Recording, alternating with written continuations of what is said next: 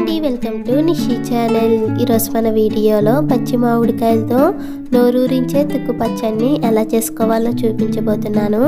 ఈ పచ్చడిని అలా వేడి అన్నంలో వేసుకుని తింటే సూపర్గా ఉంటుంది.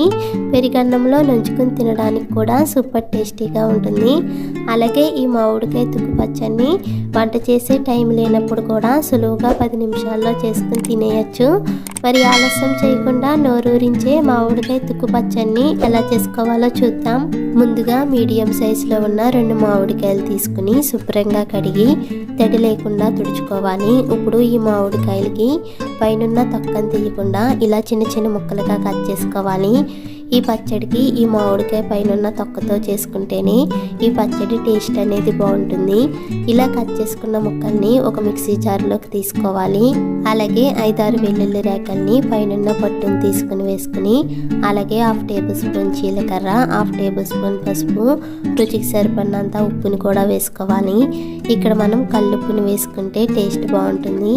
అలాగే 2 టేబుల్ స్పూన్ వరకు కారం కూడా వేసుకోవాలి.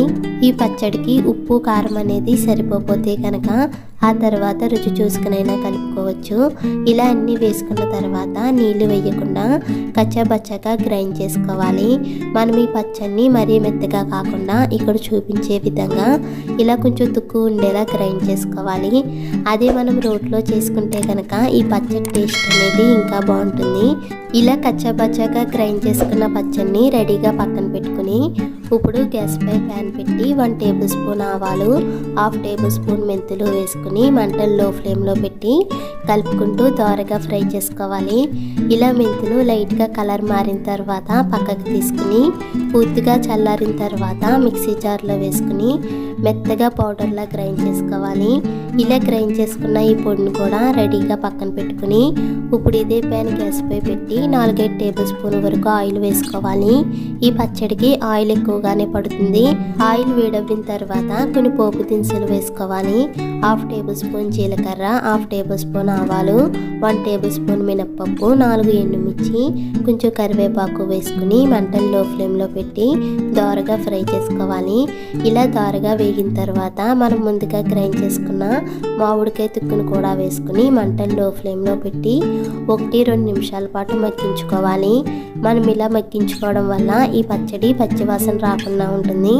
ఎందుకంటే ఈ పచ్చడిలో వెల్లుల్లిపాయ, జీలకర్ర వేసాం కాబట్టి ఈ పచ్చడి పచ్చివాసన రాకుండా ఇలా 1-2 నిమిషాల పాటు మంటలు లో ఫ్లేమ్లో పెట్టి లైట్గా మగ్గించుకోవాలి. ఇలా 2 నిమిషాలు మగ్గిన తర్వాత గ్యాస్ ఆఫ్ చేసుకుని ఈ పచ్చడిని పక్కకి దించుకుని పూర్తిగా చల్లారనివ్వాలి.